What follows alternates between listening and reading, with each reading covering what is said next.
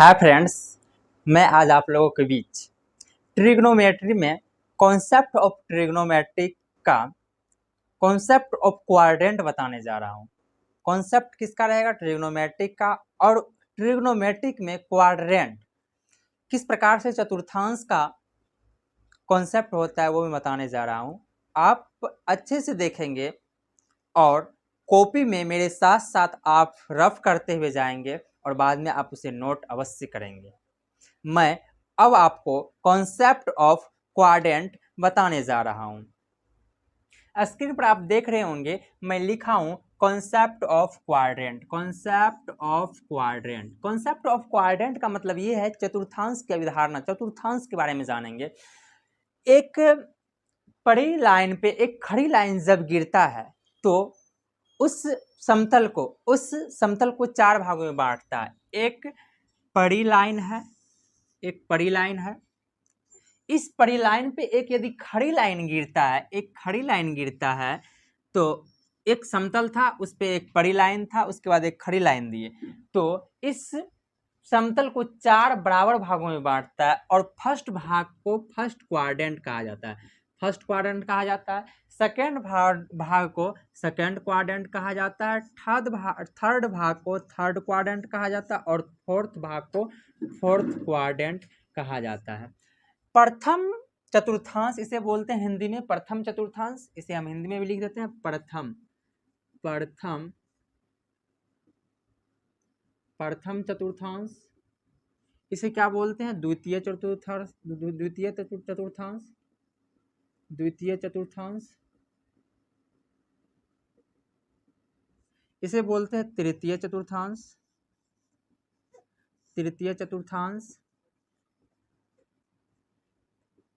और इसे बोलते हैं चतुर्थांश।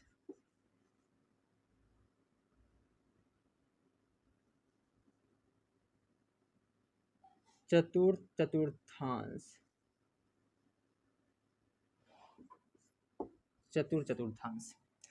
प्रथम चतुर्थांश, द्वितीय चतुर्थांश, तृतीय चतुर्थांश और चतुर्थांश। कॉन्सेप्ट ऑफ क्वाड्रेंट में एक हॉरिजॉन्टल लाइन पे एक वर्टिकल लाइन है, मतलब एक पड़ी रेखा पे एक खड़ी रेखा। इसे बोलते हैं हिंदी में क्षैतिज रेखा।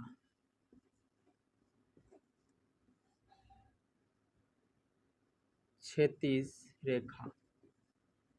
और इसे हिंदी में बोलते हैं ऊर्ध्वाधर रेखा। याद रहे दोस्तों, ट्रिग्नोमेट्री में जो कॉन्सेप्ट होता है क्वाड्रेंट का, वो होता है एक पड़ी लाइन पर एक खड़ी लाइन जब गिरता है तो क्वाड्रेंट एक समतल को चार बराबर भागों में बांटता है। एक समतल को कितना? चार बराबर भागों में बांटा। उसे फर्स्ट भाग इसको बोलते हैं, सेकेंड भाग इसको बोलते हैं, थर्ड भाग इसको बोलते हैं और फोर्थ भाग क्या बोलते हैं? इसको प्रथम चतुर्थांश इसको, द्वितीय चतुर्थांश इसको, तृतीय चतुर्थांश इसको और चतुर्थांश ये है हमारा। तो प्रथम चतुर्थांश में जो होता है वो ट्रिग्नोमेट्री के 6 रेशियो होते हैं। ट्रिग्नोमेट्री के 6 रेशियो होते हैं। मैं आपको बता दूं, प्रथम रेशियो जो होते हैं वो होता है साइन, दूसरा जो होते हैं वो होते हैं कोस, तीसरा जो होते हैं वो होते हैं टेन और इसी के विपरीत कोसेक होते हैं। इसी के विपरीत क्या होते हैं? सेक होते हैं और इसी के विपरीत क्या होता है? कोट होते हैं। ये हुआ मेरा क्या? ये हुआ हमारा ट्रिग्नोमेट्रिक रेशियो। याद रहे दोस्तों कि प्रथम चतुर्थांश में जो ट्रिग्नोमेट्री रेशियो टोटल कितने हैं? 6 होते हैं। प्रथम ट्रिग्नोमेट्रिक रेशियो प्रथम चतुर्थांश में जो सारे के सारे ट्रिग्नोमेट्रिक रेशियो होते हैं ना, सारे के सारे ट्रिग्नोमेट्रिक रेशियो पॉजिटिव होते हैं। पॉजिटिव मतलब क्या? प्लस में, मतलब धनात्मक होते हैं। जैसे यदि इसमें देखें सब त्रिकोणमितीय अनुपात क्या होते हैं? सारे ट्रिग्नोमेट्रिक रेशियो फर्स्ट क्वाड्रेंट में जो ऑल ट्रिग्नोमेट्रिक पॉजिटिव होते हैं, इसमें होते हैं साइन और क्या? कोसेक, कोस और क्या? सेक, टेन और क्या? कोट। ये सारे के सारे क्या होते हैं? पॉजिटिव होते हैं। इसमें all trigonometric ratio are positive. All T ratio, all T ratio positive, all T ratio क्या होते हैं? पॉजिटिव होते हैं। दोस्तों याद रहे कि प्रथम चतुर्थांश में जो होते हैं ऑल ट्रिग्नोमेट्रिक रेशियो क्या होते हैं? पॉजिटिव होते हैं। इसे लिखते जाएंगे, आप भी मेरे साथ नोट करते जाएंगे, रफ करते जाएंगे। सेकेंड क्वाड्रेंट में जो होता है दोस्तों, सेकेंड क्वाड्रेंट में साइन और साइन के जो विपरीत होते हैं क्या होते हैं? कोसेक, कोसेक, ये सिर्फ पॉजिटिव होते हैं। अदरवाइज जो भी बचा ट्रिग्नोमेट्रिक रेशियो, जैसे कॉस क्या विपरीत क्या? सेक, टेन का विपरीत क्या? कॉट, ये जो होते हैं ना निगेटिव होते हैं। ये क्या होते हैं? निगेटिव होते हैं। मतलब सेकेंड क्वाड्रेंट में जो होते हैं साइन और कोसेक पॉजिटिव, बाकी बाद जो भी ट्रिग्नोमेट्रिक रेशियो बचा वो क्या होते हैं? हमारा निगेटिव होते हैं। सेकेंड क्वाड्रेंट में साइन और कोसेक को छोड़ करके सारे के सारे ट्रिग्नोमेट्रिक रेशियो निगेटिव होते हैं, साइन और कोसेक क्या होते हैं? पॉजिटिव होते हैं। फर्स्ट क्वाड्रेंट में all trigonometric positive, second quadrant में साइन और cosec positive, otherwise negative. Third quadrant में क्या होता है दोस्तों? थर्ड क्वाड्रेंट में टेन और कोट क्या होते हैं? पॉजिटिव होते हैं। अदरवाइज इसके अलावा जो भी बचा साइन, कोसेक, सेक, कोस निगेटिव होते हैं। ये क्या होते हैं अब दोस्तों? तो पॉजिटिव होते हैं। और साइन का उल्टा क्या होता है? कोसेक, कोस का उल्टा क्या होता है? तो ये होता है क्या? सेक। ये क्या होता है? निगेटिव होते हैं। ये क्या होते हैं? निगेटिव होते हैं। याद रहे दोस्तों, फर्स्ट क्वाड्रेंट में all trigonometric ratio positive, first quadrant में ऑल ट्रिग्नोमेट्रिक रेशियो क्या होते हैं? पॉजिटिव होते हैं। सेकेंड क्वाड्रेंट में क्या होते हैं? सेकेंड क्वाड्रेंट में साइन और कोसेक पॉजिटिव, अदरवाइज बाकी बात मतलब सब क्या? नेगेटिव। थर्ड क्वाड्रेंट में क्या होते हैं? टेन और कोट पॉजिटिव, अदरवाइज सारे के सारे ट्रिग्नोमेट्रिक रेशियो क्या होते हैं? निगेटिव होते हैं। अब बचा क्या? फोर्थ क्वाड्रेंट में क्या? फोर्थ क्वाड्रेंट में कोस एंड सेक जो होते हैं ना, कोस और सेक जो होते हैं क्या होते हैं? तो पॉजिटिव होते हैं। क्या होते हैं? पॉजिटिव होते हैं। बाकी बात जो बचा साइन, साइन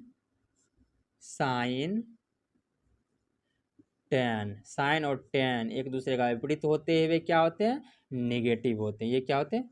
निगेटिव होते हैं। याद रहे दोस्तों कि फर्स्ट हम एक और मौखिक मेरे साथ रिवीजन कीजिए, मेरी बात को सुनिए आप अच्छे तरीका से। फर्स्ट क्वाड्रेंट में क्या होते हैं? फर्स्ट क्वाड्रेंट में जो होते हैं सारे के सारे ट्रिग्नोमेट्रिक रेशियो पॉजिटिव होते हैं। सेकंड क्वाड्रेंट में क्या होते हैं? तो साइन और कोसेक पॉजिटिव, बाकी बात क्या होते हैं? निगेटिव होते हैं। थर्ड क्वाड्रेंट में टेन और कोट पॉजिटिव, बाकी बात क्या होते हैं? निगेटिव होते हैं। फोर्थ क्वाड्रेंट में क्या होते हैं? तो सेक और कोस क्या होते हैं? पॉजिटिव, बाकी बात सब क्या होते हैं? निगेटिव होते हैं। तो क्वाड्रेंट का कॉन्सेप्ट यही है, ट्रिग्नोमेट्रिक क्वाड्रेंट का कॉन्सेप्ट हमारा ये है कि फर्स्ट क्वाड्रेंट में सब त्रिकोणमितीय अनुपात का क्या होता है? पॉजिटिव होता है। सेकंड क्वाड्रेंट में सारे के सारे पॉजिटिव तो नहीं होते हैं, लेकिन साइन और कोसेक पॉजिटिव, बाकी बात नेगेटिव होते हैं। टेन और कोट थर्ड क्वाड्रेंट में क्या होते हैं? पॉजिटिव होते हैं। और फोर्थ में क्या होते हैं? कोस और सेक क्या होते हैं? पॉजिटिव, बाकी बात क्या होते हैं? नेगेटिव। हमें उम्मीद है कि आपको ये क्वाड्रेंट की बातें अच्छी से समझ में आया होगा। फिर मैं एक बार आपके साथ रिकॉल कर रहा हूँ, कीजिए मेरे साथ। Concept of quadrant, first quadrant में जो होते हैं दोस्तों, फर्स्ट क्वाड्रेंट में ये फर्स्ट क्वाड्रेंट है। फर्स्ट क्वाड्रेंट में साइन और कोसेक पॉजिटिव, बाकी बात नेगेटिव। सेकंड क्वाड्रेंट में साइन और कोसेक पॉजिटिव, बाकी बात नेगेटिव। थर्ड क्वाड्रेंट में टेन और कोट पॉजिटिव, बाकी बात क्या? नेगेटिव। थर्ड क्वाड्रेंट में टेन और कोट पॉजिटिव, बाकी बात क्या? नेगेटिव। फोर्थ क्वाड्रेंट में क्या? कोस और सेक पॉजिटिव, बाकी बात क्या? नेगेटिव। दोस्तों उम्मीद करता हूं कि आपको ये क्वाड्रेंट अच्छे से समझ में आया होगा। अब मैं आपको ये बता देना चाहता हूं कि इस लाइन पे कितना डिग्री कोण बनता है, इस लाइन पे डिग्री कितना बनता है, इस लाइन पे कितना डिग्री कोण बनता है, लाइन बाय लाइन कितना डिग्री का कोण किस लाइन पे बनता है, ये मैं अब बताने जा रहा हूं। इसे एक बार रिमूव कर देता हूं। अब मैं आपको दोस्तों क्वाड्रेंट में ही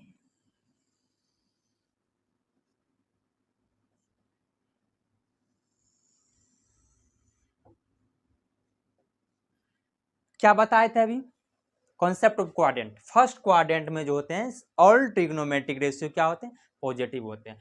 ऑल ट्रिग्नोमेट्रिक रेशियो क्या होते हैं, पॉजिटिव होते हैं।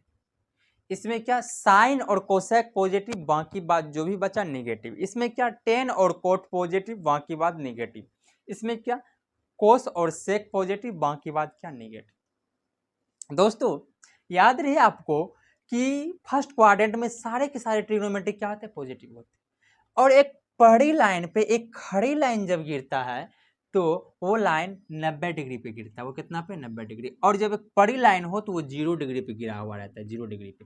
0 डिग्री से बिल्कुल लाइन जब सीधा हो, बिल्कुल एक समकोण पर गिरे तो वो कितना होता है, 90 डिग्री। 90 डिग्री क्या बोलते हैं दोस्तों, तो π/2 बोलते हैं। क्या बोलते हैं, π/2 बोलते हैं। उसके बाद जब ये सेम लाइन पर झुकता है, सेम पर झुक जाता है तो ये कितना हो जाता है, 180 डिग्री। 180 डिग्री जिसे आप बोलते हैं क्या, पाई। अब ये फिर 90 इसमें जुड़ जाता है तो 270 डिग्री, इसको बोलते हैं 3π/2। अब दोस्तों ये जब ये होता है, इसमें 90 डिग्री जुड़ता है, 2π हो जाता है, मतलब 360 डिग्री। मतलब एक सर्किल जब पूरा चक्कर लगाता है 360 डिग्री का टोटल कोण मिलता है। ऐसा भी नहीं कि एंगल जो होते हैं वो 360 ही होते हैं। एंगल का यदि रेंज देखा जाए तो प्लस इन्फिनिटी से माइनस इन्फिनिटी, मतलब प्लस में इन्फिनिटी तक जा सकता है और माइनस में क्या जा सकता है, इन्फिनिटी तक जा सकता है। दोस्तों आपको ये रहे, एक चीज याद रहे कि जब भी एंगल की बात करें, एंगल कितना बड़ा होता है, तो एंगल बहुत बड़ा होता है, इन्फिनिटी होता है। एंगल इन्फिनिटी होता है, एंगल का जो रेंज होता है क्या होता है, इन्फिनिटी। मान लीजिए यहाँ से चक्कर लगाया, फिर यहाँ से चक्कर लगाना चालू करेगा, यहाँ से चक्कर लगाना चालू करेगा, यहाँ से चक्कर लगाना, देख लीजिए इन्फिनिटी, एंगल बढ़ते जा रहा है, एंगल बढ़ते जा रहा है, एंगल बढ़ते जा रहा है। तो ये नहीं कह सकते हैं कि एंगल 360 डिग्री है, 270 डिग्री है, 90 डिग्री है, ये सीमित नहीं है, एंगल बहुत बड़े हो सकते हैं। अब देखिए दोस्तों, ये एंगल बहुत बड़े हो सकते हैं। अब इसमें क्या, जब यहां पे मैं आपको थोड़ा सा कॉन्सेप्ट समझाना चाह रहा हूं। यदि यहां से ले आ जाए, यहां पर एक एंगल बन रहा है, इसका नाम देते हैं ए, यानी कि एक एंगल है हमारा, एंगल AOB, एंगल AOB है। एंगल O जो है हमारा वो पॉजिटिव बनेगा कि नेगेटिव, ये इस बात पे निर्भर करता है कि एंगल कैसे बन रहा है, क्लॉकवाइज या एंटी क्लॉकवाइज। यदि इस प्रकार से चलेगा घड़ी के विपरीत दिशा में, घड़ी किस प्रकार से चलता है, यदि हमारा ये घड़ी हो, ये हमारा घड़ी हो, तो घड़ी इस प्रकार से चलता है, ऐसे ऐसे ऐसे करके घूमता है। लेकिन यदि इस प्रकार से बने तो ये पॉजिटिव एंगल बनता है। क्या बनता है हमारा, पॉजिटिव एंगल बनता है। यही एक और ले लेते हैं। यदि एक इस प्रकार से हो हमारा, यदि इस प्रकार से हो और एंगल इस प्रकार से बने, इस प्रकार से, ये क्लॉकवाइज था, ये एंटी क्लॉकवाइज, मतलब यदि घड़ी के दिशा में घूमे, घड़ी की दिशा में जो घूमे तो निगेटिव एंगल बनता है, निगेटिव एंगल बनता है AOB। ये निगेटिव एंगल है हमारा, मान लीजिए थीटा कोई एंगल है, और क्या होगा, निगेटिव होगा, क्योंकि ये घड़ी के दिशा में घूरता है और ये घड़ी की विपरीत दिशा। ये एंटी क्लॉकवाइज, ये क्या होता है, क्लॉकवाइज। याद रहे दोस्तों कि जब भी कोई एंगल क्लॉकवाइज चल रहा है, ये यदि पॉजिटिव ऐसे चल रहा है, क्लॉकवाइज सॉरी एंटी क्लॉकवाइज चल रहा है, ये क्या चल रहा है, एंटी क्लॉकवाइज चल रहा है। एंटी क्लॉकवाइज जब चल रहा है तो एंगल क्या बनेगा, हमेशा पॉजिटिव एंगल बनेगा। और जब इस प्रकार से घूमे, हमारा यहाँ से घूमना चालू करे, यहाँ से ऐसे करके घूमना चालू करे, तो ये जो हमारा एंगल बनेगा ना, ये हमारा नेगेटिव एंगल बनेगा। तो याद रहे दोस्तों, पॉजिटिव एंगल और नेगेटिव एंगल कब होता है, जब क्लॉकवाइज घूमे, सॉरी एंटी क्लॉकवाइज घूमे, मतलब घड़ी के विपरीत दिशा में घूमे। घड़ी के विपरीत दिशा में घूमता है तो पॉजिटिव एंगल, और घड़ी के विपरीत घड़ी के दिशा में घूमता है तो वो क्या होता है, नेगेटिव एंगल होता है। तो याद रहे दोस्तों, पॉजिटिव एंगल, नेगेटिव एंगल, ये इस बात पर निर्भर करता है कि आप किस प्रकार से घूमे हैं, क्लॉकवाइज या एंटी क्लॉकवाइज। क्लॉकवाइज घूमेगा तो नेगेटिव एंगल, क्लॉकवाइज मतलब क्या, घड़ी के दिशा में तो नेगेटिव एंगल, घड़ी के विपरीत दिशा में, घड़ी की सुई के विपरीत दिशा में तो पॉजिटिव एंगल। ये चीज आप नोट अवश्य कीजिए।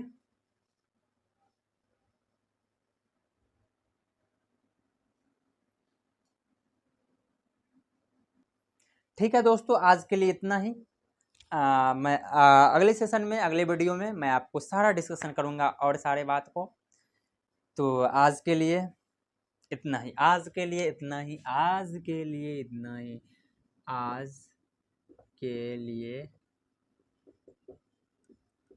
इतना ही।